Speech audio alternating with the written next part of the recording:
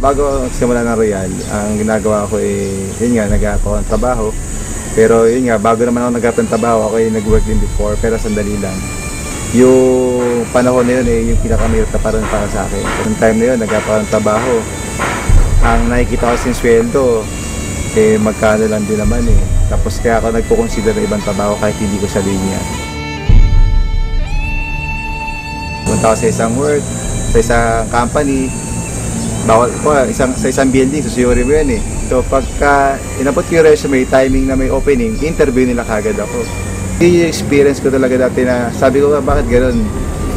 Totoo pala talaga na hindi porket nakatapos ka maganda rin buhay.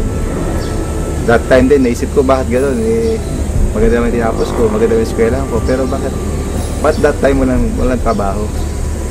Pero tawanan lang Diyos, kinapagtrabaho naman din tayo kahit sandali hanggang sa dumating yung Royal sa buhay. Nakatuwa at nagsimula ako noon, naalala ko 2006. So nag-join ako nung 2006 na yun, ginagawa ko lang to, kumbaga sideline lang. Pero nung doon ako, naintindihan ko kahit sideline pala to, kailangan kong seryosohin. Hindi ko na-expect na pwede palang, dahil doon sa sipag ng isang tao dito sa negosyo na to, pwede ka pa talagang umasenso dito, yumaman. Maliban sa yumaman, kung ano man yung pangarap na gusto ng pamilya mo, gusto ng mga tao nasa paligid mo, pwede pala mangyari. Kumbaga, sabi ko, yung income ko dito talagang maganda. Pero hindi ko na-expect na pwede palang mas maganda pa doon sa gusto kong maganda. Noong time na sabi ko, nakikita ko na yung ganda ng negosyo, tuloy-tuloy lang ako. Naalala ko, pagka may mga awarding, palagi ako nandun, nanonood ko yung mga kumikita sa Royal. Natutuwa rin ako kasi meron sila ma-award. Sabi ko, pwede rin kaya mangyari yun sa parang ordinaryong member kagaya ko, no? So, sa nakalipas na ilang taon ko na rin sa Royal, ako sa totoo lang, hindi ko naman in-expect na pwede pala maging number 1 Ang sa akin lang, dito ako sa Royal, gagawin ko to para sa pamilya ko. At dumating yung time, ito na pala, yung bunga ng trabaho, yung hirap, yung pagod, pwede ko pala mag number 1. Hanggang sa nitong mga nakalipas na ilang buwan, natawa ako kasi nung time na nabigyan ng yung Royal mismo, nagsimula na isang branch sa ibang bansa, nakita ko yung opportunity na pwede pa rin pala ako magsimula ng Royal kahit wala ako sa Pilipinas. Sabi ko, ito na siguro opportunity para maidala ko yung negosyo ng Royal doon sa mga ibang kaibigan ko o kakilala ko sa ibang bansa. Naalala ko yung hirap namin dati kasi wala pa naman opisina yung Royal that time doon. Ultimo, madaling araw nag-i-impake pa ako ng produkto kasi meron siyang kamag-anak na pupunta doon. Pinadadala ko pa yung produkto doon.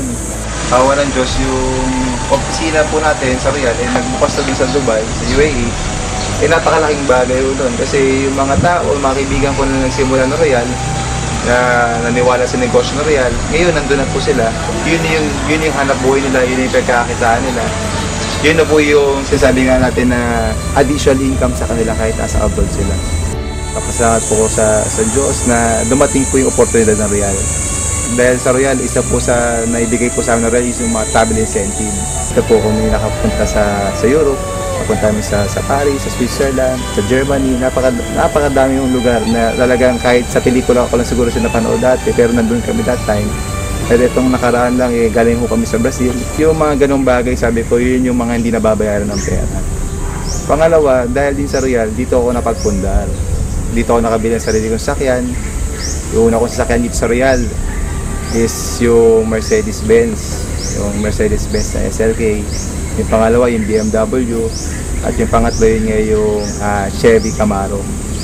Maliban doon sa mga sakyan na yan, ako masaya-masaya ako ngayon kasi nakapagsimula na ako, makalipat na dun sa bagong property.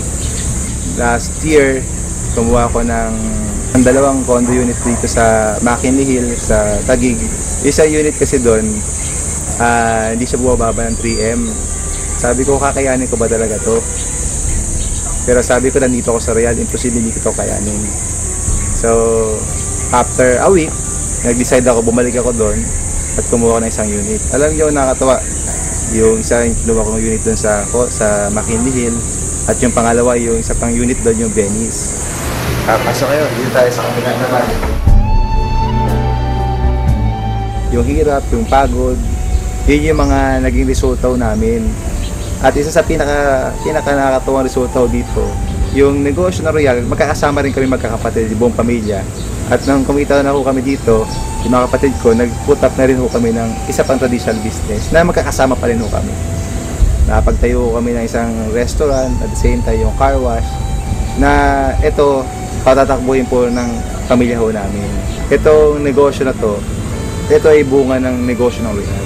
Nakakatuwa, nakita ko na po yung bunga, yung 6 na taon na pinaghirapan po namin dito sa Royal.